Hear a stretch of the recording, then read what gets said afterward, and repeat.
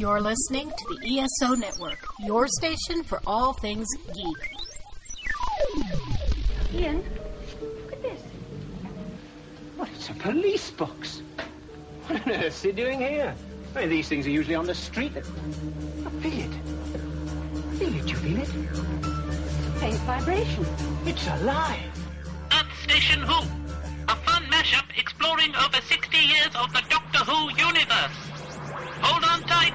You never know where the crew of the TARDIS is going next.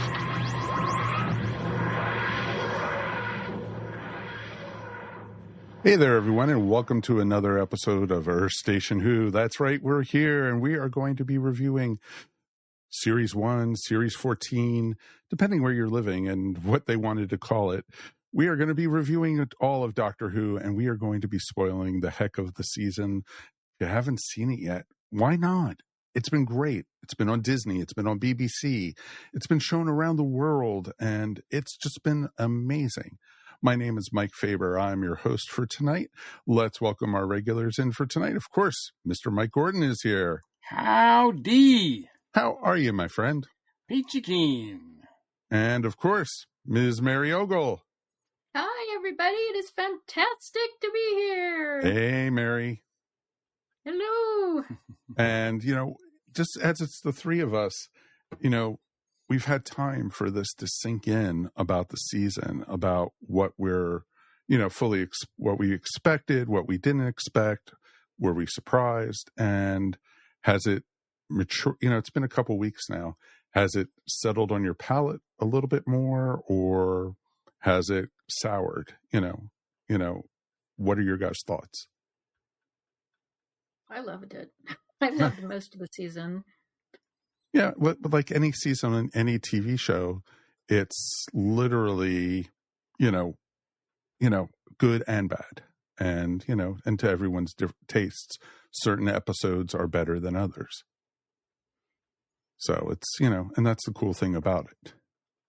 Yeah, it's your typical roller coaster, but I think overall it was definitely a success, certainly over the other showrunner whose name shall not be mentioned. No, we shall not mention that name at all. Wow, how many? 2 minutes in? Two and a half minutes in? We are 2 minutes and 23 seconds in. So I think that's slow. I think that's slow for us. Exactly. What about you, Mikey? There's a lot to love about this season. A lot of things are back on track for sure, and I think that's sort of the way I look at it as a whole. I think the season, I think things are getting back on track. I don't think they're quite there yet to be like a huge success that we know Doctor Who and this franchise is capable of being. But I do think that we are, the pieces are in place, and there was a lot more good than bad this season. So I do think it's a great restart to the franchise. And, I look forward to see where it goes from here. But right now, I'm pretty content with the way things are now. I mean, it feels a little bit like a building year. You know how a sports team, when they everyone goes away and they start over again, you're building up for the next great season. I feel like we're climbing the ladder here, but we're going in the right direction. Yeah. I mean, the two best things that RTD has done since he's come back is he's given us a great actor to play the Doctor, one of the most exciting actors I think we've had maybe in the franchise. And with that, he's changed the character a lot. More than any other incarnation of the Doctor that we've seen before. So that alone is going to create some sort of reverb, and some people are not going to be comfortable with it. And it's going to take some getting used to, but I love that's the start of where we're going.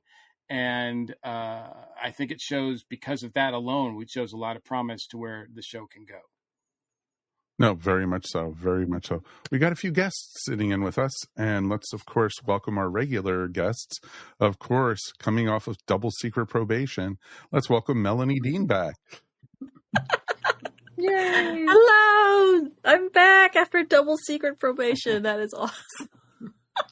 That is awesome. I thought of it. I watched Animal House over the weekend. I said, that's what Melanie's on. This is perfect. Hey, you're the Deltas. Lord. Don't mess with me. So it's awesome. So we also, of course, we got Dave. Hello, hello. And of course, we are also joined. Let's welcome back to the show, Rob Levy. Hey, greetings and felicitations. Hey. So I think we got a lot to talk about. And we have, let's hear, Rob, you haven't been on the season. So what are your thoughts? What did you think of Ncuti and Millie? So the Ncuti is very good. I thought he's fantastic. I'm glad to see Bonnie Langford sort of get something to do and sort of get little bits of redemption. Sure. I like Millie more than I expected to going in. Generally, I think the point you made about the season kind of marinates is true. And if you just watch the episodes and don't think about anything else that you've watched as a fan, it's fantastic. It still is.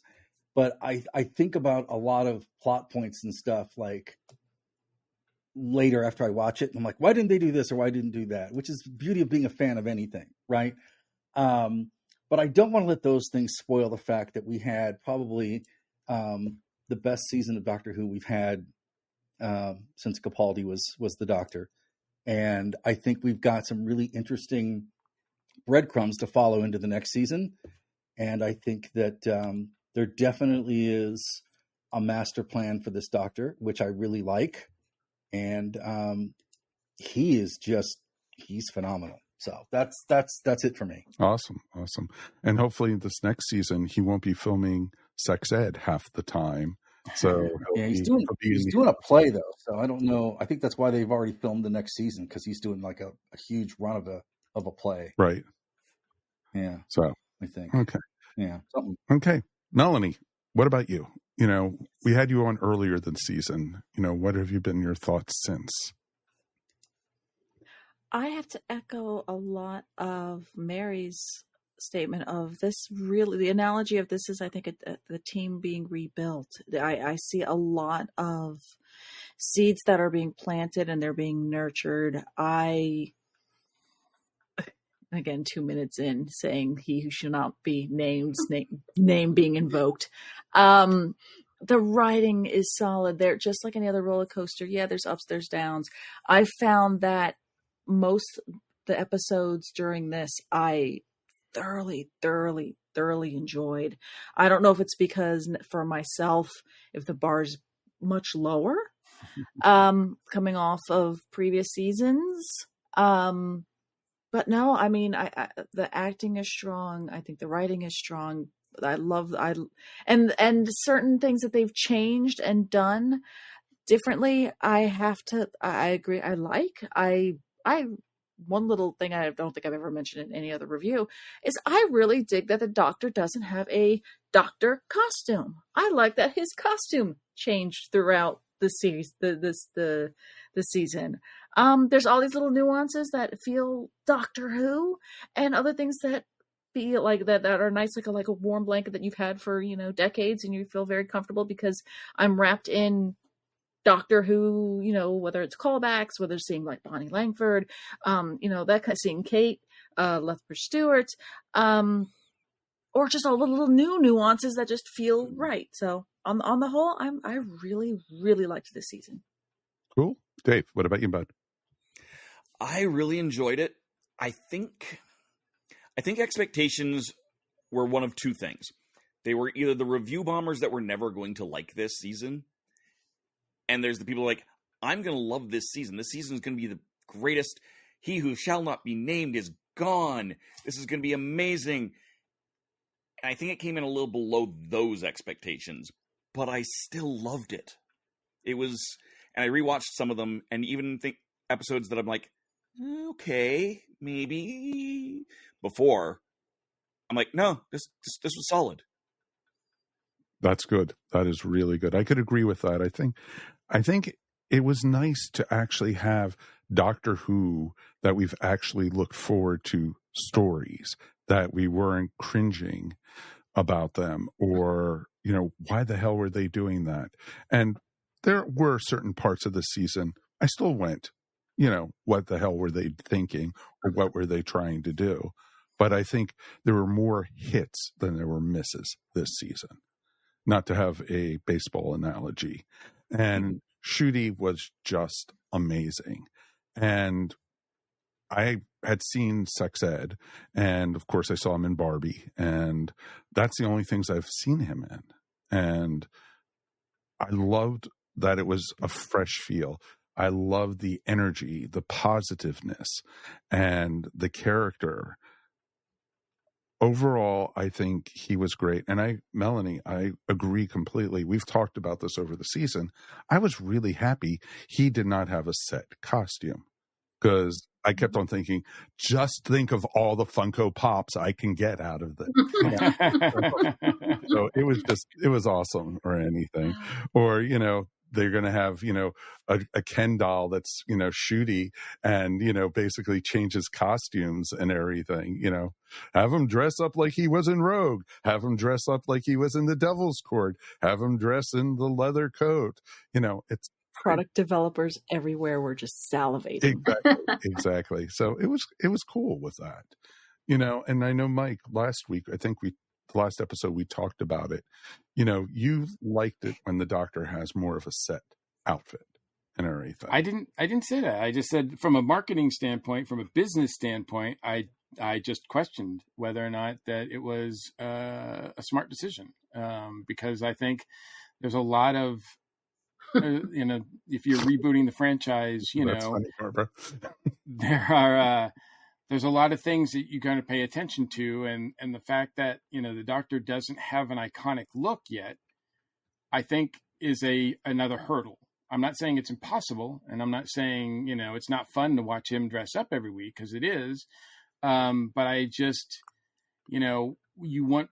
And previously, we've had really great success with, you can look at an image of an actor as the Doctor and instantly know what that is.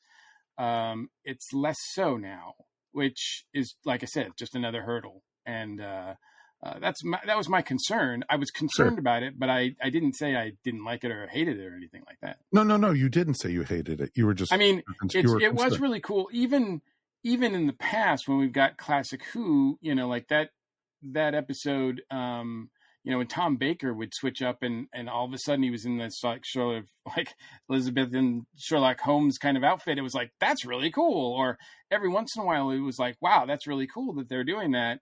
But to do it like every week, I just thought was an interesting decision. That's all. Oh, sure. And I did like it, because it was always weird sometimes seeing someone like Matt Smith show up with the bow tie and the tweed jacket back in middle age, Venice or something, where, it was nice to actually see the Doctor dress for the period in some things. I thought that was pretty cool. And I thought that was brilliant that they did that. When I was younger, I thought, oh, maybe the Doctor has a perception thing where it makes it look like he's dressed as that, something the TARDIS did or something. The same way it changes how they speak and everything. So it was interesting. So let's jump in. Ncuti did a great job. I think he had a big hole to jump out of after He Who Should Not Be Named. And don't get me wrong, I love Jodie as the Doctor. I think she was great. Just thinking how awesome it would have been to see her with RTD or with a competent showrunner and with good stories and such. Okay, it was a Chibnall bash. I admit it. All right there. But ding. Exactly. Yeah. And so it's like our 10th one. 14 minutes and 22 seconds to actually invoke the name. Yeah, I think we've had one every 2 minutes now, so that's fine. Exactly. That's and yes, Mike, I do want to make that clear too. Like, all of the praise that we're giving to Ncuti, I don't want to like people to say, oh, well, because he's way better than Jodie. And I'm like, no, it's not what I'm saying. Unfortunately, he's completely different. Yeah. Unfortunately, I think just Jodie had just a bad, and there's other actors who have played doctors who I appreciate their abilities, but some of the work they did as the Doctor during that time was not really their best either. So it's not a question of the actors a lot of times. But in this case, I don't want to take anything away from Jodie, because I did really like her. And, I mean, the ship hasn't completely sailed with her. So, who knows? Maybe at some point there will be some retribution there. I hope so. Yeah, I mean, it's a testament to her ability that she did as well as she did with the material she was given. Yes, absolutely. Absolutely. Like Elizabeth Laney just said in the chat room, she agrees Jodie was great, Doctor, but definitely she's loving Ncuti, so it's pretty cool. Yeah. And Ncuti just brings so much to the table that, like I said, and not just the actor. Like the fact that RTD has allowed the Doctor to be different, a different incarnation than we've ever seen before, I think allows Ncuti to really embrace it and to do things. I mean, yes, he sings, he dances, he cries, he over emotes, he shares, he has anxiety attacks. I mean, this is not like any Doctor we've seen before, and that gives Ncuti a lot more ability to play around with things than some of the other actors that have come before him. But I think he's just embraced it, and I think it's just fun watching him do these things. But he would not be able to do these things if RTD didn't create that character or change the character enough that he could do those. No, agreed. And that alone has thrown a lot of people off. I mean, I've seen a lot of the criticism, especially from classic fans, is like, oh, the Doctor doesn't do this. The Doctor doesn't do this. The Doctor doesn't do this. It's like, well, this Doctor does.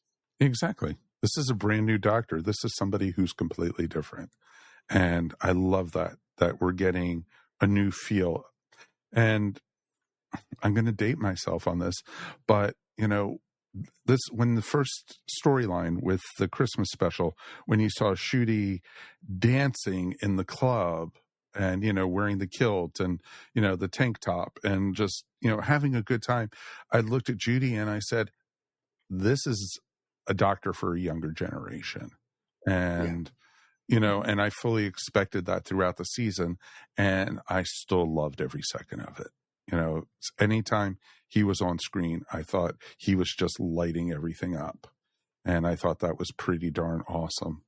And so I think, both him and Millie, I think were just amazing to see. So, and, I think the chemistry between the two of them was instantaneous from the first scene. Sometimes it takes time for a companion and a Doctor to warm up with each other, but these two were hit it out of the ballpark right there. Another baseball metaphor. Okay. So yeah, we have had more sports analogies in this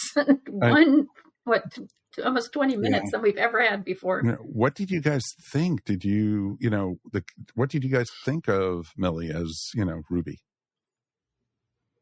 She was amazing. I thought she was absolutely amazing. She exceeded my expectations. Mm-hmm. I was not, when they first announced her, I was like, oh, wow, I'm not sure about this. But she and Ncuti make such an incredible double act. And also, again, a testament to RTD. He gives her things to do. I mean, she's had some really good, meaty stuff to work with. And I think that's helped a lot. Oh, very much so. And I really, I'm just thinking, seeing the two of them together, scene after scene, is great. And I loved, I literally just got done watching 73 Yards right before I came up here, and seeing how she commanded every scene. Sometimes in Dr. Light episodes, it's like, oh, I don't know if the companion can handle this. And right away she took it and she ran with it. It was really, really well done. And I always like seeing, when that happens. And she's so young. She's 20 when she was filming this. So it's pretty cool. And I think that's one of the reasons why it worked, because we've had so many companions where it's been, not that there's anything wrong with an older companion, but the show started with a Doctor and his granddaughter, right? So it's kind of mirroring the spirit of that by having the Doctor and a younger woman. So by having her be so young, it allows her to play off of his energy without it missing a beat. But it also sort of, to a certain extent, counterbalances that whole proclivity that RTD has to have the companion get all googly-eyed at the doctor, right? Sure. So it's nice to have a young companion that is energetic and independent and holds her own with the doctor, but also is very much still a moral compass for him, right? Mm-hmm.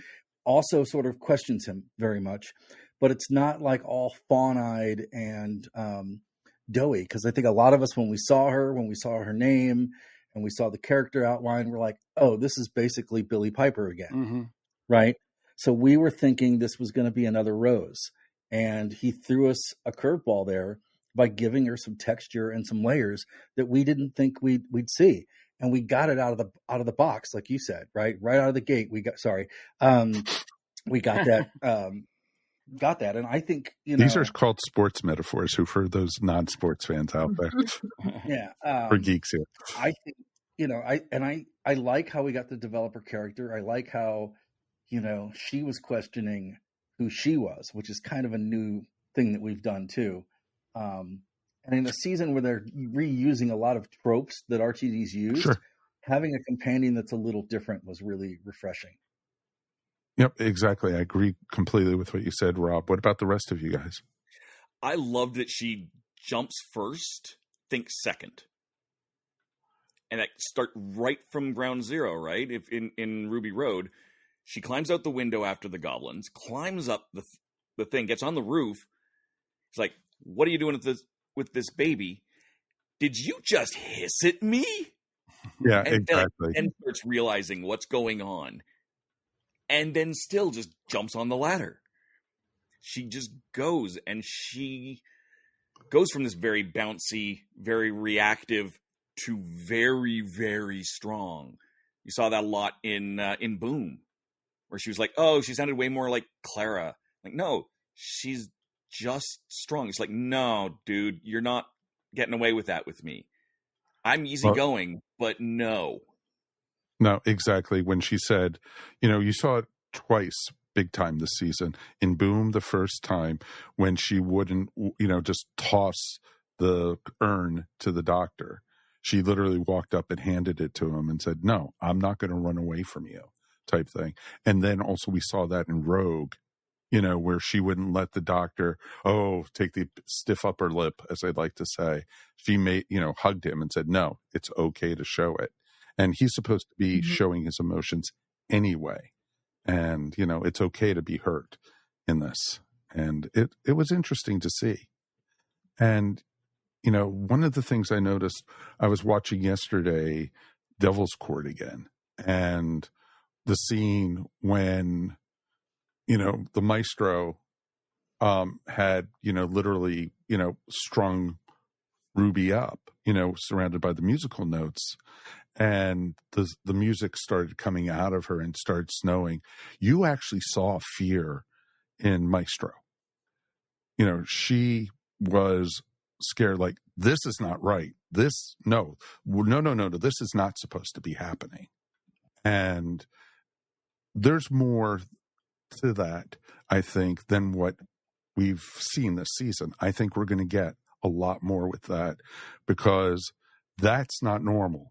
To quote Maestro, she, when Maestro, he was looking at Ruby and had literally like, that's not a normal person. And if somebody was just an orphan who was just left off by two normal parents, that wouldn't have not happened, type thing. So So you feel like RTD's pulling a fake out for Ruby's story, and we're going to go further with it? Oh, I hope so. Yeah. Well, I know that he said that there's more. And that's a problem that I have with the companion. I don't like the fact that the mystery of Ruby Sunday was more, they put more emphasis on that than they did the character. And that, we got that with Clara. That wasn't an RTD thing. That was a Stephen Moffat thing, but we saw that with Clara. Clara, both were played by amazing actresses. I do think that Millie's a great actress, but as far as Ruby goes as a companion, to be honest with you, I didn't really feel that bummed when she, in the last episode when they parted, because I was just kind of like, okay, now let's bring on the next one. She's not registering to me as a actual person. Instead, it's just like, oh, well, why was she able to do these things? Oh, well, the mystery is, okay, she's just a normal girl. People were putting that, too much onto her and the mystery and making it more than it was. And that was creating all these things. But wait, no, actually she is going to be, I don't like that. I don't like that at all. It's just more of a device and a character. And I wish that wasn't the case, because I do think that Millie can't, when Millie's playing Ruby, she can't play her that way, right? She can't play her like a mystery. She can't play her like a device. She has to play her like a character. So she's giving her character moments, but I think that's more on her and what she's doing to the character and with the character than what RTD is presenting us. And I like the fact that she's doing some great work, Millie is, but I'm okay with having another companion come on in, actually, to be honest with you. Companions by KTEL. But wait, there's more!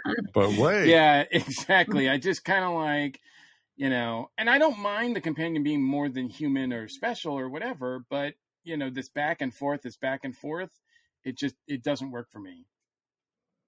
Okay. No, that's totally fair. Anyone else? I mean, I can understand you comparing her to Clara, because we had that same sort of mystery girl thing going on, and it did get old. Mm-hmm. We don't know who Clara was, really. I mean, we look at her and we'd be like, Jenna did some great work, but ultimately, Clara is not going to be not among the huge list of top best companions ever.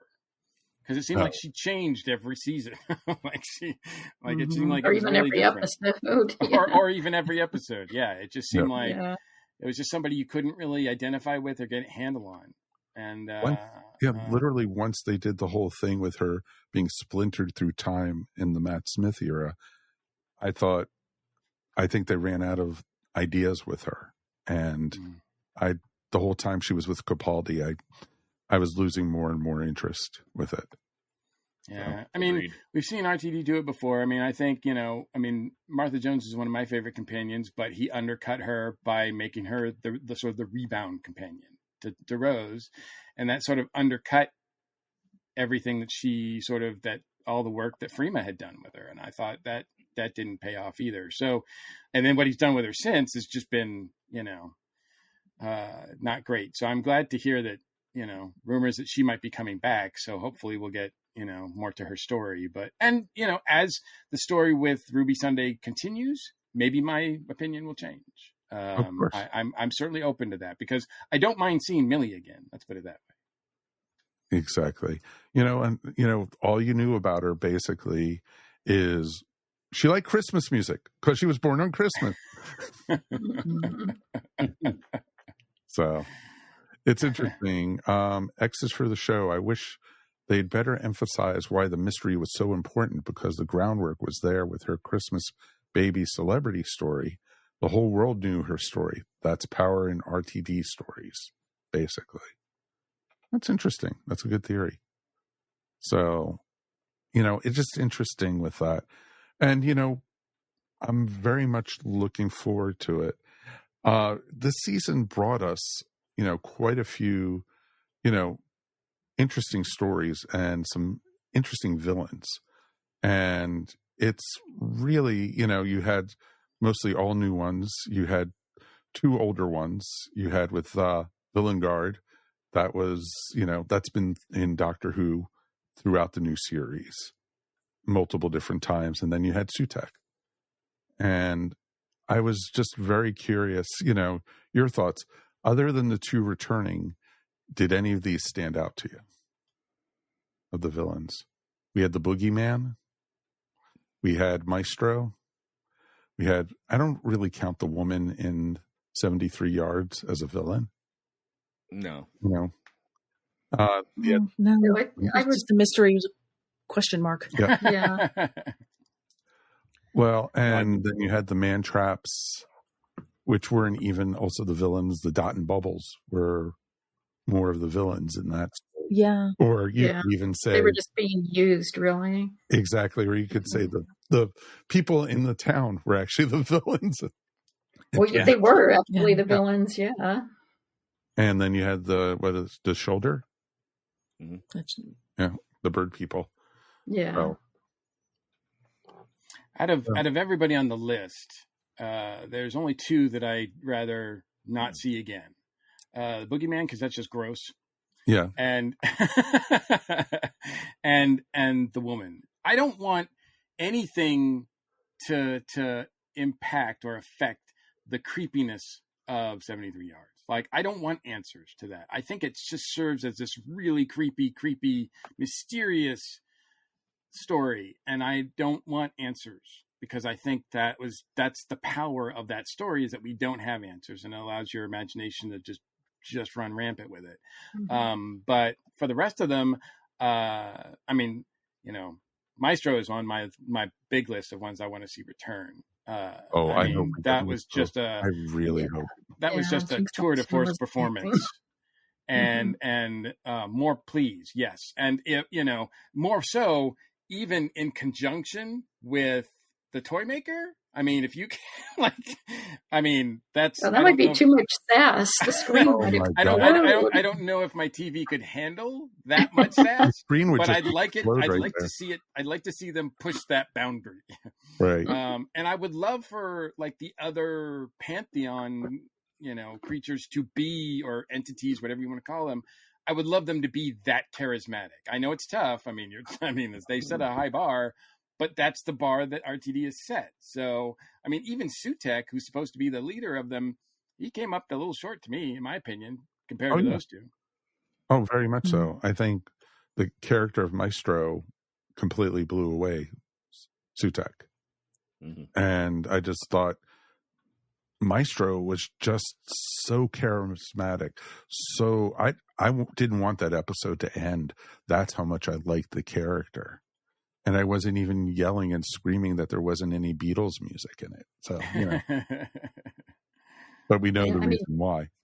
Yeah, discounting Maestro, because I think we all agree on Maestro.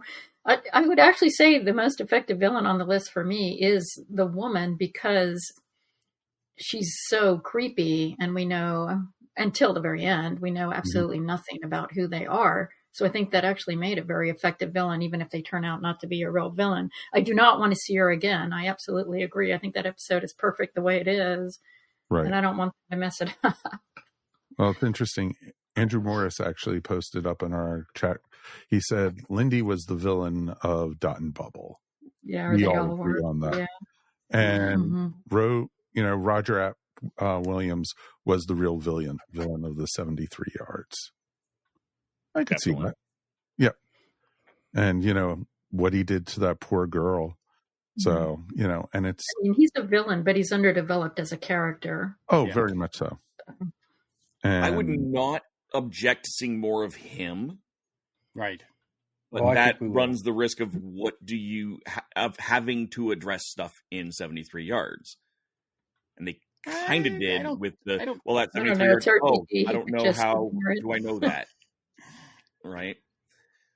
But it's a little bit hard you can't just ignore that episode. We can't just ignore that episode happened.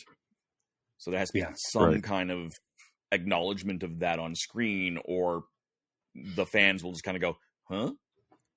Exactly. So it's interesting, because even in the chat room, a lot of folks are just, saying, Maestro was the villain of the year, the most charismatic, the most, and I love what Nick Frazier just posted. Jinx Monson and Neil Patrick together in the world. Yes. Bring it on! If that's the way the world's going to go out, then let's go out with a big old bang, sassy bang. No, honestly, I really did like the shoulder as well, because of Indira. I can never remember her name. Yeah. She, I thought, had that same type of, brought that same energy as almost like Jinx, in that when she was there, especially when you knew that the whole point of this was drama and trying to really, start something and have all of that flourish and all that kind of thing. To me, it kind of it mirrored the Maestro a lot, and I enjoyed it. So like those 2 episodes, for when it comes to the villains, those 2 I really enjoyed because they knew they were the villains and we're not good people. I don't care. And I liked how when it's nice where I've always said that to like when it's reflecting to other people who have said this, that like with Marvel and such, like a good villain is someone who the villain doesn't think that they're the villain. No, that's any story. Any story is really good. You know, if the bad guy thinks he's the hero of the story. But it's fun to see the absolute opposite of that with that kind of with the shoulder and like and Maestro going, no, I am a villain. I don't think I'm the good guy. I know I'm the villain, and here we go. So it's kind of refreshing seeing a different way the villain is portrayed. And here I'm always kind of thinking a good villain has to be portrayed this way and going, oh no, I forgot. They can be portrayed this way too. And I just absolutely love it. When they know they're the villain and they're bad and they like being the baddie. Yeah. I'd like to see more Villain Guard, but not any more than we just did. Like I would love to see them in the background for like 3 or 4 seasons. I don't want a major Villain Guard storyline for another Doctor or 2. I just want them to be a consistent, slow burn in the background whenever there's that kind of a conflict. Yeah. Oh yeah. Because that's what the season missed a lot of, was trying to do a slow burn in only 8 episodes, which failed miserably, and not being they just couldn't do. Sutek needed another 2 episodes. Oh, exactly. And that's one of the things we're getting a lot of comments of in the chat room, is that they wish there was, more episodes. 8 episodes was not enough. 12 episodes, 10 episodes even, would have been great. Yeah. I'm going to say, too, that as stupid as they were, the man traps were fun because it harkened back to classic Who for me. Because they didn't look great and they were just like, really? You can't outrun these? I mean, it was like watching the Tractators, right? It's just kind of like, really? It was like so hokey. It was kind of great, right? And, the thing is that most of the great villains this season were deflections. So, they were bad, but they weren't necessarily the big evil behind everything. And I really love that concept of how they're doing that. I think you're right with the Maestro sort of taking the cake with everything. And I think that setting aside Space Babies, which is the Chibnall of this season's stories, I think we had a good set of villains. And I think we had a lot of new stuff to really chew on and play with, which I really enjoyed. The Sutek thing, I think you're right. It did need 2 more episodes and a little more explanation and fleshing out. But that's what RTD does. All of his 2-parters, the first part is fantastic and it falls apart at the end. So that's just kind of how it goes. But yeah, all the villains were pretty fantastic. So I can't really add too much more to that. I do think Sunrise or 73 Yards reminded me a lot of Midnight, which is one of the better Tenet stories that people don't really like. And I'm hoping that that's just kind of there. Like Mike said, it's just there. It's around. We can chew on it.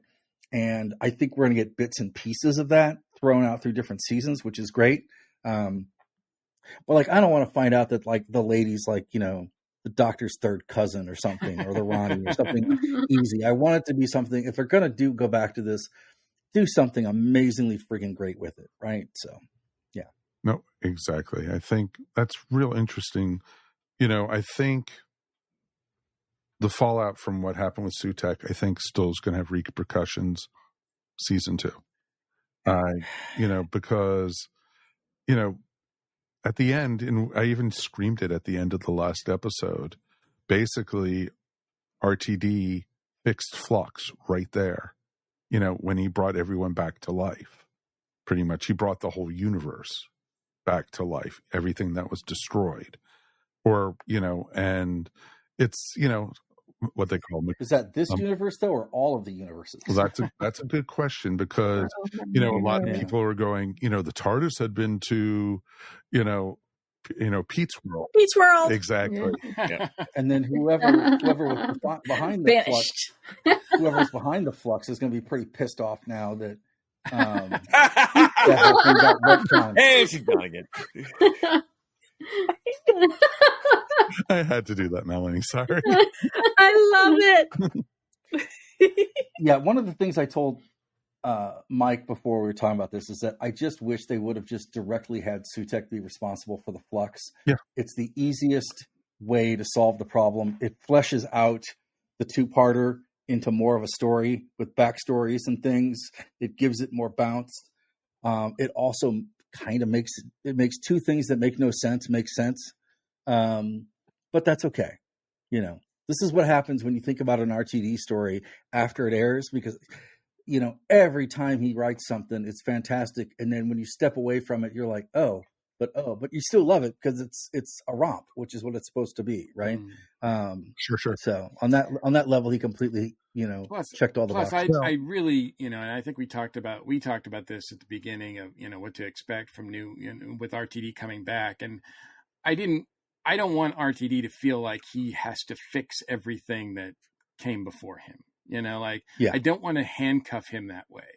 Like if he wants to go this way and zigzag or whatever, he should be allowed to just do that. And then let the chips fall where they were. Big Finish sort it all out afterwards. And I'm totally fine if he does that, but for the love of God, clean up the mess that someone else just left. Oh, exactly. And I think this is huge mess. This is called season 1, and I think RTD's looking at it as season 1. Granted, he's got a lot of history with Doctor Who, and he's going to bring a lot of classic stuff back, and he's going to do a lot of the same things he did before. But I think he's looking at this as like, I have to assume that nobody's seen Doctor Who before. Right. Yeah, but you can't. This is one of the things that bugs me, though, is that you can't really say it's season 1 and then bring back stuff from the old series and say it's season 1. Right. Pick a side, right? There's. I almost made a sports ball reference, but I stopped. It's like you can't have both, right? If it's season 1, clear break on season 1, start at the beginning, everything's all over with. You completely eliminate the classic universe and everything before it, right? You just start and make the clean break. Or you can next gen it and just basically say this is a continuation of the show from modern times. And I think it would have been okay if you would have said this is season 14, but it's going to reflect more of the world we live in, and it's going to deal with more real world issues than what we've had before, and it's for a younger audience. And I think people would have loved that. But because he said, hey, this is season 1, then everyone's like, hey, wait a minute, what's he doing? And then he's added more pressure to himself. And now it's just sort of like kind of a jumbled mess, right? It's like everyone's in unit. We have a memory TARDIS, whatever the hell that thing does. And then, it's just kind of, it's weird. I'm not going to plug it into the old series completely, but you can't selectively pick and choose what you're doing. I just don't think you can. You see, I'm not sure I agree with that, because that's what Star Trek is doing. And all the different Star Trek reboots, they aren't completely throwing out everything that happened in other series. They're picking and choosing elements that they like and changing what they like. Now, I'm not saying that always works, but I think Mary, that's what you brought up Star Trek, because that's almost perfect, because Judy and I are rewatching The Next Gen, and we started at the beginning, and I think the series got stronger when it started going off on its own, building its own mythology. Mm-hmm. Yeah, I agree with that. And going away from having to reference everything. Oh, there was this, virus on the Enterprise that, people were going crazy and all their inhibitions were going, and, anytime the 17, this is what Kirk and Spock did, when Picard and crew went off and made their own adventures, starting in season 2, I thought Star Trek The Next Gen started getting better and better. And this is what Doctor Who needs to do. Yeah. And also part of that, though, too, is that now everybody's doing that, which is why I kind of was hoping it was going to be something different, right? it's kind of like, okay, this guy has seen a lot of new Star Trek and he's seen the Avengers, and here we are, right? It's just kind of like, I was expecting, if he's going to have a clean break, it to be a little more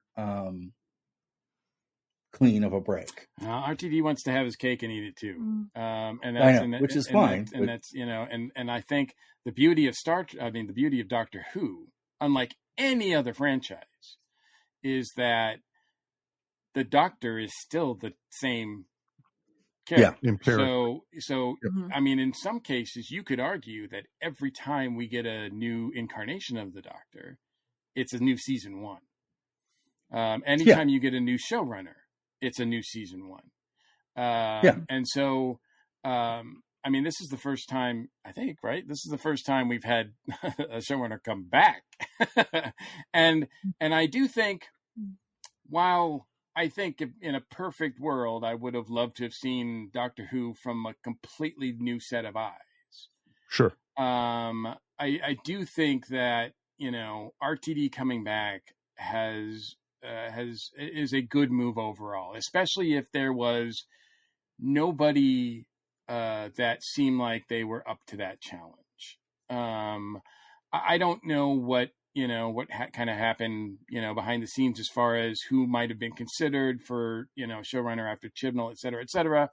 But it seemed like, you know, during and after Chibnall's run, it seemed like Doctor Who was in a place where it was like, oh, what are we going to do? And who can dig us out of this hole? And I think just like casting David again in the first 3 episodes of this, you know, reboot, if you will, this incarnation, I think having RTD there too kind of says, okay, we're not going to go completely in a different direction. We're going to give you guys, you know, you fans, what you kind of liked, and then we're going to, you know, kind of poke out a little bit here and there. And RTD was, and the thing I was most excited about was that RTD was going to go and be more RTD than he's ever been before, and whatever that entails. And granted that there's some bad with good of that, but I think we're in good hands with having him there. But I do really wish that he would encourage some other voices. I think he wrote way too many episodes this season, and I don't know what's on this, like, as far as the next seasons go, how many he's writing, whatever. But we need some new voices behind the scenes. No, I agree completely with that. And I'm going to be very curious to see where they go. And, you know, I would love to see new writers come in. But I loved seeing Moffat come back. I loved seeing Moffat. Yes. And, you know, would I like to see Moffat do another? We're going to get a Christmas special with him. Yeah, so we're going to get that. We got that. But I would also love to see, you know, other stuff too. You know, I would love to see Paul Cornell come back and write another episode of Doctor Who. That would be great. Yeah. You know, I would love to see, you know, Joe Hill. I would love to see, you know, there's so many good writers out there, folks who write for Big Finish, folks who write for the comics. There are some great, you know, folks out there that do, you know. James Goss. Exactly. And I will always say Sophie Aldred's book at Childhood End was the best written Doctor Who story of Jodie's entire run, and it wasn't on TV. Yep. Sophie did an amazing job with that. Bring her in. Yeah. I'll give her a shot. I don't see why not. You know, so I think there was, you know, some, like I said, I would love to see them take some shots. And, you know, RTD can, you know, through his first run, the job of a showrunner is to make sure there's consistency, that the characters are acting like the characters, you know, even with different writers. But, you know, and that's the cool thing about it. And that's what we need to have for Doctor Who. I think, you know, he should give up the reins of the writing a little bit, you know, and I think last episode we talked about a writing room or something. But a lot of times when there's a writing room, that means there's one continuing story throughout the whole season. I like seeing individual stories throughout a season. And that's what Doctor Who, one of the things I love about Doctor Who is that it's multiple stories. It's not just one season storyline. there. Mm-hmm. Mm-hmm. And, I would like to and see that, of course, brings her back into it. And for the whole I would like to see, an emphasis more on the individual stories as well. I mean, that's the thing is you're going to have, there were too many times where, I thought that, things would come up in an individual episode and something would happen and people would be like, oh, well, I'm sure that'll be explained by the end. I'm sure that'll be explained by the end. I'm sure I'm sure that has a reference to what's going to happen later. And like, that's not the way I want to watch Doctor Who. I just want to watch it episode by episode. I don't want to be thinking, oh, well, I'll just have to wait till the season's over to really be able to judge this episode. It's like, that's not the way that this should work. Sure. No, that totally makes sense. And that's the way it should. It shouldn't be. It should be each episode should be on its own individual, merits. This should not be lost. Basically. Well, I think you can sprinkle things in and do some foreshadowing, but still maintain the integrity of an individual episode. I mean, I absolutely agree that each episode should stand on its own. Right. Even in a two-parter RTD. Well, that's just crazy talk. That's RTD saying that, not me. But So yeah, and so it's just interesting stuff, and I'm looking forward to what season 2 is going to bring. Mm-hmm. But the big question, of course, that's on everyone's mind that they left us with: who is she? Who is Mrs. Flood? Well, she stole Romana's costume. Yeah. Mm-hmm. She dresses like Clara, and she dresses like Romana. She likes to cosplay. Yes. Yes, she loves to cosplay. Oh, maybe she's one of those bird creatures. Oh, don't say that. I'm now staring at the ring going, have I seen that ring before? Exactly. Have I seen the umbrella before? Have I seen anything else, the jewelry before? He hasn't. RTD hasn't given. I mean, anything I could try to speculate. I mean, but he hasn't given us anything, and that's fine. I am intrigued by Mrs. Flood. She was a device that I think they used like every so often. Yes. It's just good enough to lead us like, okay, something's happening with this, and we'll see where this goes. And I thought that was I thought she was well used and well distributed throughout the season. And she got less amiable as the season went on. Did. Like at first, she's like, "Oh, she's this older, cute woman who suddenly knows what a TARDIS is. Oh, she's really kind of nice and warm." And then it's like, no. And then at the end, we're like, "Okay, this is not good." Well, even in the Church on Ruby she's Road, not a good guy. She was the one who told Ruby to go into the TARDIS. And so, oh dear, go ahead. You don't want to just have an ordinary, boring life. And, she told Ruby basically, go ahead, go see what's in there, type thing. And it was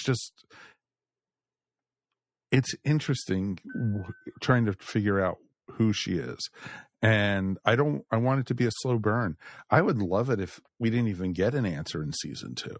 I would love it if it was season 3. Mm-hmm. We got an answer. So, I've heard so many cockamamie theories anyway. I don't want her to be the woman from 73 Yards because that's too easy. No. I don't want her to be like Romana or the Ronnie or anything, I kind of want her to be Romana. I know who I'd love her to be, but I don't know if they'd do it. Right. But,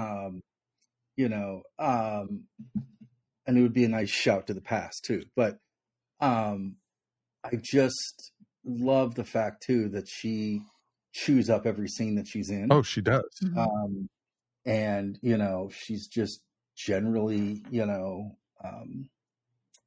kind of spooky, kind of creepy. She is. And something I noticed when I did my rewatch just recently, that in the episodes that she appeared in, especially in the final 2, if you notice when she was in the apartment with Ruby's grandmother, that the clock that they had was like flickering, like an electromagnetic field or something. Mm-hmm. And it was just real interesting. Was it from her or was it from the storm that Sutek was bringing on, type thing? Yeah. But I think it's more from her that things like this. a lot of the And why is she letting the thing with Sutek sort of unfold as a non-involved participant, sort of? Right. well, that kind of brings You up know. when she got dusted. It's like I had such big plans. Yep. Oof. So I don't think she could. She's clearly not part of the Pantheon, or she wouldn't have gotten dusted. And Okay. she definitely has her own motives, her own something going on there. And she can recognize that Sutek is coming and can't do squat. Yep. Now, does she know that there's another doctor, 15 to 20 blocks away with an extra TARDIS and another family? Does she know about that too? I don't think we're. Yeah, there's a lot. There's nothing that happened this season that proves that is the case. Yeah, they just conveniently forget that. Yeah, every they set time. that up, and it was nice to see Rose again in the finale. But I mean, there was no reason for her to be in. There was no two-parter. reason for her. She did nothing, and they didn't do anything with her. And it was just a reminder of, hey, she's here, but it's like, yeah, but you're going to have to do something with her if you're going to put her on screen. Come on, man. And the other question, I'm glad Andrew actually just asked us in the Facebook group. Can we have Susan Foreman with Carol Ann Ford? Yes. We know it's coming. Yeah. Right. If it's not coming, then shame on RTD. Yes. It's coming. It's just the thing he's holding out on, right? It's like the WrestleMania event we all know is eventually going to happen, right? We know she's going to come. We just don't know when. Right. Is the actress willing and able? I'm sure she's willing and I'm sure she's able. I have not heard that she isn't, but she's like, the thing is with Carol Ann Ford is that, that's it. That's like the last really great cameo they can do. Yep. Yeah. Yep. Mm-hmm. So I get that you hold that out as long as you can. Right. But also we didn't get Daleks this season, so that might not come until we get Daleks. Right. Mm-hmm.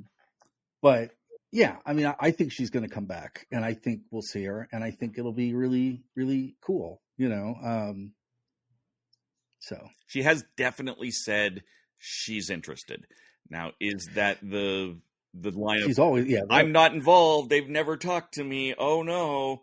Yeah. And she's already it filmed. sounds like a gag. Sounds like a gag order to me. But Yeah. the other thing too that I did like this season is that you saw the Doctor for the first time, kind of, when Millie's probing him a little bit, sort of like, I haven't really gone back to that. It's like she's like, why don't you ever go see? Why don't you ever go see her? Or like somebody finally brought up all these questions about the Doctor and his family that we've all been asking, like, well, why don't you? Mm-hmm. Why do you always do that? And I thought that was really cool. Yeah. I thought that was like much, much needed. And I like the character exploration that we're getting with the Doctor more so than normal. But I think that circling back, we're going to get that with Mrs. Flood somehow tying back in with that. I think it's going to circle back to her somehow with all of that. No, I definitely agree with that.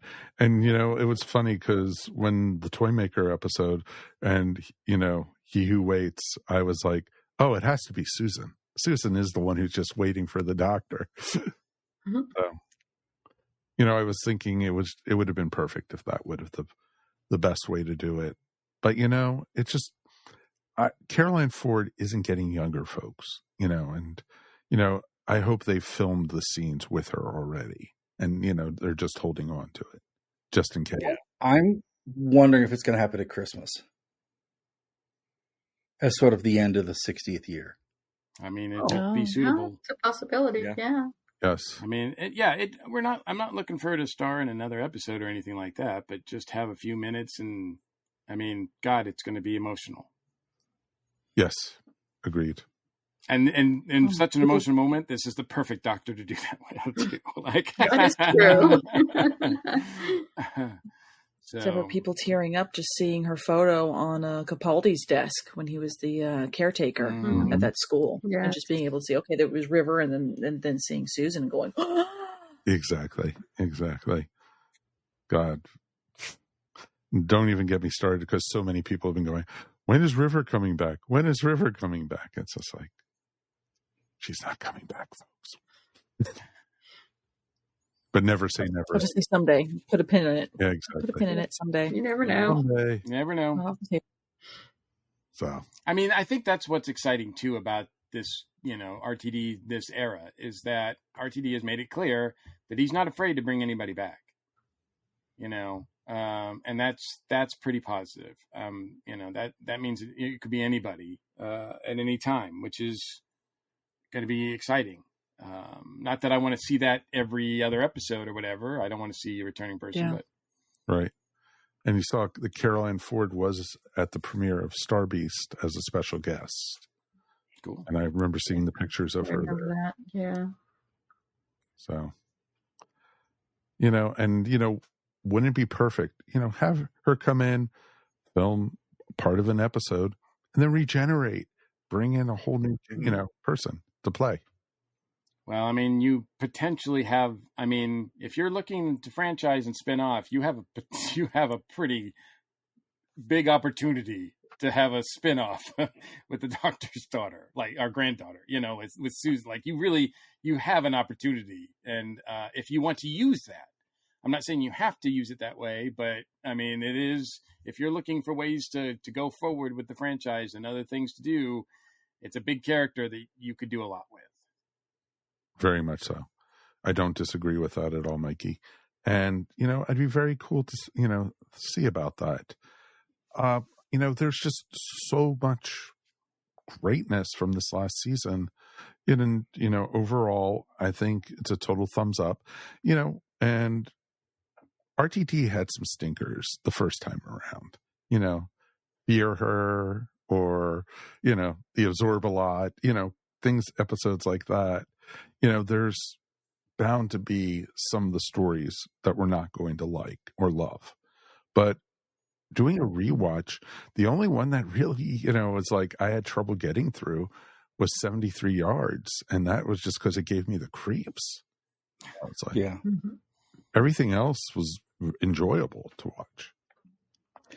I was happy they gave us the creeps more than one time. Yeah. Mm-hmm. Because I got the creeps with the big reveal with Dot and Bubble. Too. Outside of the anger and stuff, I also got the creeps.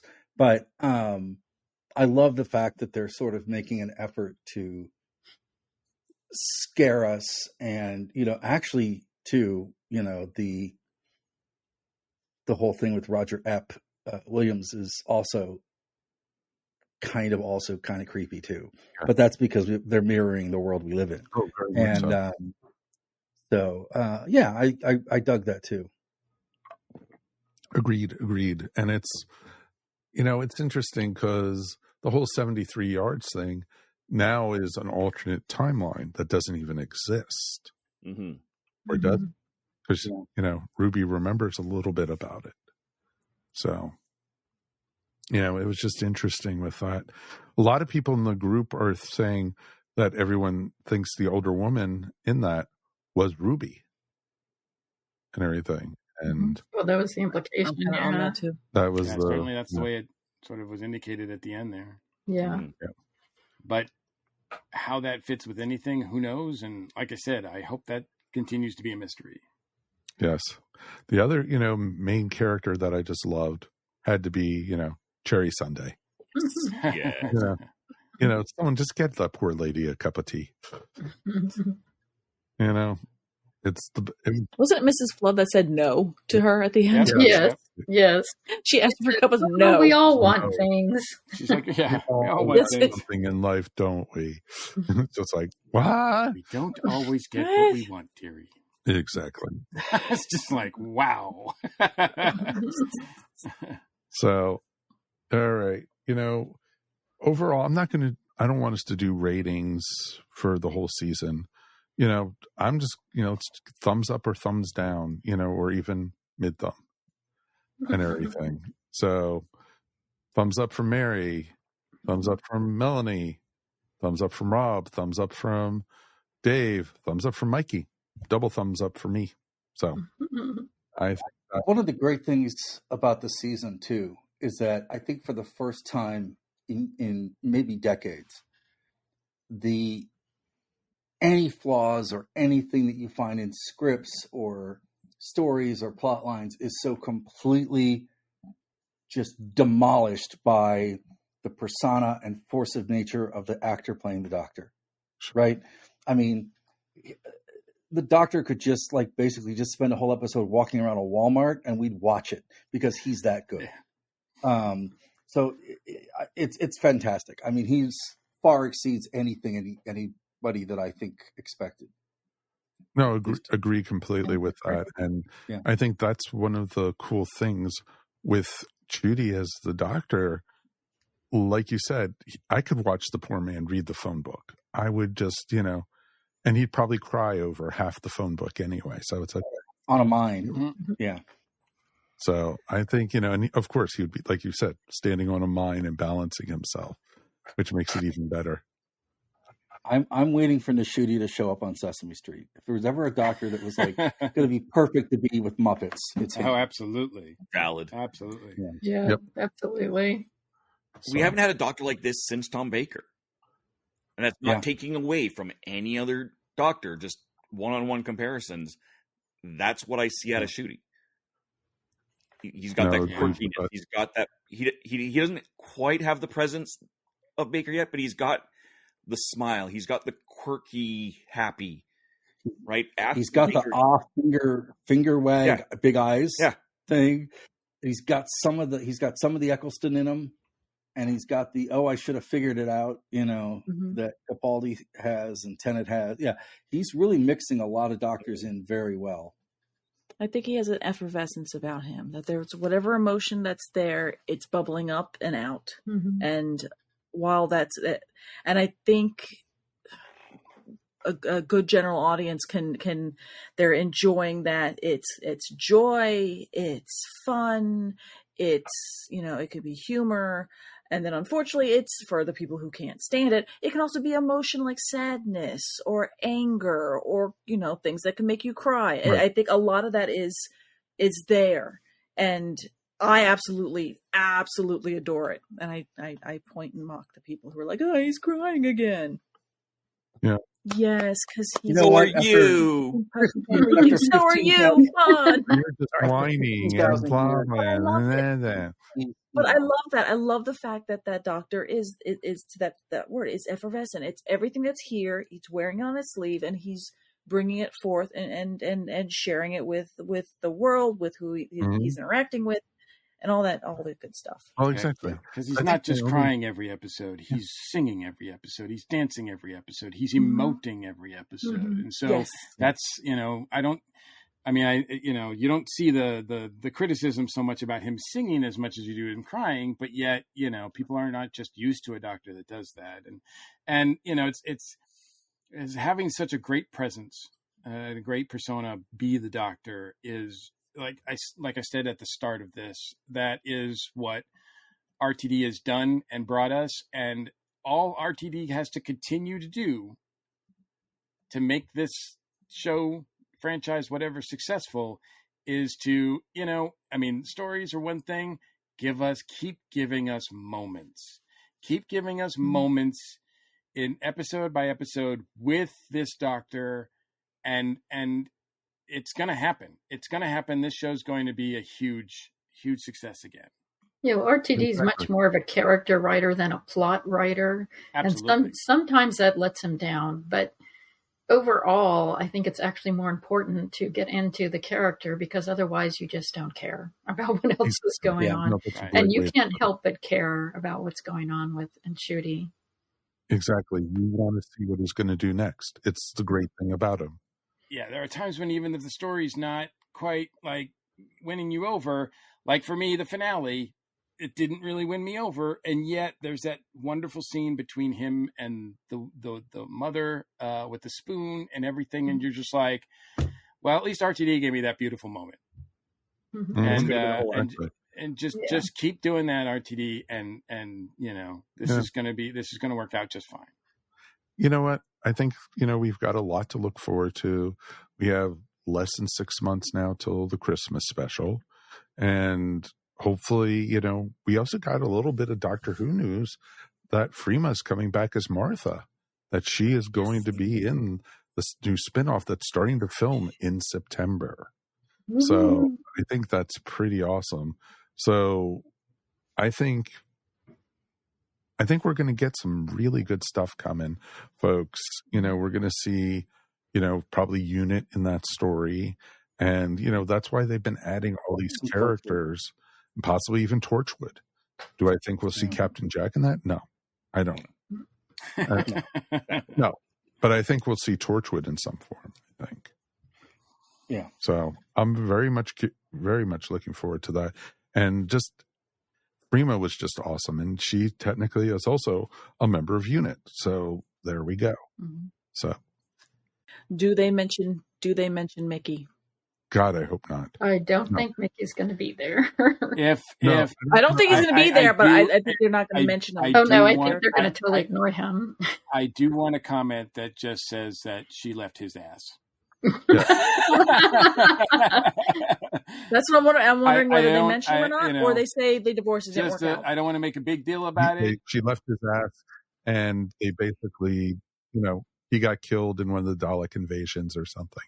No, I don't. He got hit by a car. It was not a sad moment.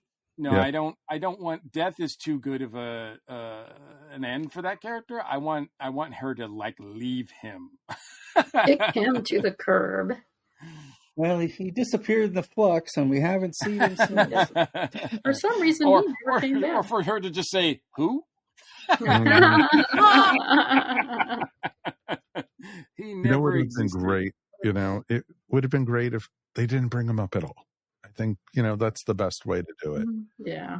No mention is the best kind of news with that character. Yeah. And you know what? I think that's the best for it. So I think we're going to start wrapping this down and everything. We could probably keep on going because I got tons of notes on my list of topics we could have talked about for this season. But I think we've got a lot to look forward to with a great character actor as the Doctor. I think we have a new companion coming in next year. And I'm excited for her, by the way. She did a great job in Boom, and she was great in She was one of Andor. the shining points. That's what she was in, right? So I'm really looking forward to seeing what she brings. It's going to be a different dynamic, but I'm very excited to see what. I'm curious how they bring her back too. It's not the same character, so obviously there's some weird things happening there. But I certainly don't want it to be a mystery of the season. No. Please don't do that, RTD. Just one of the things I'm hoping is I would love to see her from the future, from another planet, or from the past or something. It's just not a modern character. Mm-hmm. We've had that almost the whole new series. Mm-hmm. I would love to see, another Jamie type character, or Zoe from the second Doctor era, where you had someone from the future and from the past. I think something like that would be amazing for Doctor Who. Have we seen her in any of the leaked pictures in anything other than that old 50s looking outfit? No. No, or at least I haven't seen Maybe that's exactly what we're getting, is someone from the past. Mm-hmm. Yes. Maybe. That would be very cool to see. So we've got a lot. Let's thank our crew for being here tonight. And thank you for the audience. You guys, the chat has been going all night. Thank you. Thank you so much for everyone who's been partaking. Very cool. Let's thank our guests. Melanie, I think I'll keep you off probation for right now. Yay! Where can people find you? You can find me on Instagram at Pieces of Melee. I will be in the art show at San Diego Comic-Con coming up. So if you're around, say hi and check out my work and whatnot. You and, almost 200,000 of your other friends, will be there. So it'll be awesome. Nice, tight-knit little family. Exactly. And Mr. Dave, where can people find you? You can find all my gaming board game reviews at therathole.ca. YouTube, the Rat Hole, DOTCA, and I'm going to be on that a lot this weekend. I'll be at RPG-a-thon in Edmonton, and weather and Wi-Fi pending, I'll be doing a lot of streaming there, so definitely hit the bell and get notified when I go live. Is it going to be snowing up there again? No. There's a 50% chance of rain. Other than that, it might be record high temperatures. So it's okay. 30 or something like that. But got it. And Rob, thank you, sir. No, thank you for having me. You can find me in a couple different places. You can find me on the Face Radio in Brooklyn every Monday night from 6 to 8 with my radio show, The Free Design. It repeats on Tuesday mornings from 7 to 9 Central. And then also on Louder Than War Radio on Mondays from 6 to 8 Greenwich Mean Time or 12 to 2. That's out of Manchester, England. And you can listen to both of those. And then I'm also on the network, folks, Yes, you are. with Modern Musicology, which is a music podcast. And I do want to mention that two of the hosts that are on that show with me, Anthony Williams and the Alan Seiler, both have Doctor Who podcasts. So if you are a fan of Doctor Who, please check out Watchers in the Fourth Dimension that Anthony does. And Alan's got his own little Doctor Who spin-off Empire thing going on, but he's got Doctor Who A to Z. So, but you can check us out on Modern Musicology, which is on this network. Yep. Definitely check it out, folks. And they've had some amazing guests and some great interviews on that show. It's definitely worth checking out. And you know what? If you like music, it's a great podcast to listen to. Of course, let's thank our regulars. Ms. Mary Ogle, thank you as always. Oh, thank you. I'm so happy that I'm relieved that we had a good season. And thank you, RT. Even though a few times it was a roller coaster, overall it was amazing, and I'm very happy and excited about the new season. Oh, very much so. My knuckles aren't as white as they were. So awesome. Where can people find your artwork, Mary? You can find me at maryogle.com or on Etsy at eVision Arts. Awesome. And Mr. Mike Gordon, we made it through another one, my friend. We did. And as always, it's my pleasure. Anything you want to shout out about or promote? I do. The couple podcasts you can find me on. One is Bat Chums, where Drew Leiter and I review every episode of the Batman 60 series in order. And I think we just released episode 11 this week, and that's been a lot of fun. Also, the Dragon Con Report, which I'm still doing. We are getting... It's closer and closer. We're getting there. So we've got an episode that we're recording next week. We do that live, so check us out. We've got some great people joining us, so it's pretty exciting. We'll do at least 2 more episodes, maybe even a third before the actual big event. And also, speaking of big events, in August, I am the track director for the literature, comics, and art track at Monsterama, and I'm going to have that's the second week, I believe, in August. So if anybody's in the Atlanta area and wants to check out Monsterama or wants to participate in some panels, let me know, because I am still looking for some panelists for some of my panels that we're doing. So so feel free to reach out. You can contact me through newleisureMike@gmail.com. Excellent. Folks, and for folks who don't know, Monsterama is in Peachtree Corners, Georgia. Mm-hmm. And, that's always a little thing. And if you're close to the Atlanta area or anywhere in the Southeast, definitely worth checking out. It's a great con. All right. We'll be back again in 2 weeks, and we are actually going to kind of be tying into this season when we are going to be looking at the restoration of the Celestial Toy Maker. It should be a ton of fun when we go back, and I've tried taking a peek at it. That animation is going to be really hard to do. A bit brutal. Yeah. Oh, it is. It's the Chibnall of animation. Exactly. Ouch. Exactly. So, you know what? It'll be fun to talk to these guys about it, and it'll be fun sharing it with you guys. Folks, you could find us, up on Facebook. You can find us on Instagram. We're up on YouTube. And, wherever you listen to your podcast, we're also there too. So please check us out. And if you made it this far into the video, like and subscribe, as we always like to say. On behalf of myself, Mike Faber, thank you to Mr. Mike Gordon, Ms. Mary Ogle, Melanie Dean, Rob Levy, and of course, Dave Chapman. From all of us, with our hearts, we made it through a Doctor Who season and not screaming. This is awesome. So we will see you all next time on Earth Station Who. We'll talk to you soon. Peace, and we are done. You have been listening to Earth Station Who, a pop culture podcast dedicated to all things Doctor Who, featuring talents from throughout space and time. All topics on the show are the sole opinions of the individuals and are to be used for entertainment value alone. You can subscribe to our show wherever fine podcasts are found, or check out our website, earthstationwho.com. Don't forget to check us out on Facebook or Instagram, and if you enjoyed the show, please write to us at feedback@earthstationwho.com.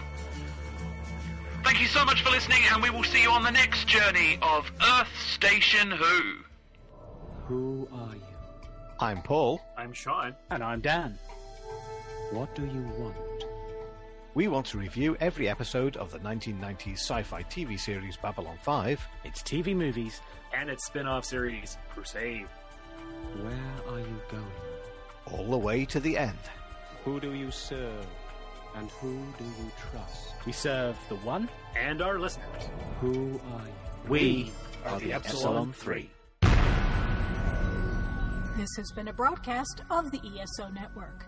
Be part of the crew and help support our shows by donating to our ESO Patreon or by shopping at the TeePublic store, which can all be found at www.esonetwork.com.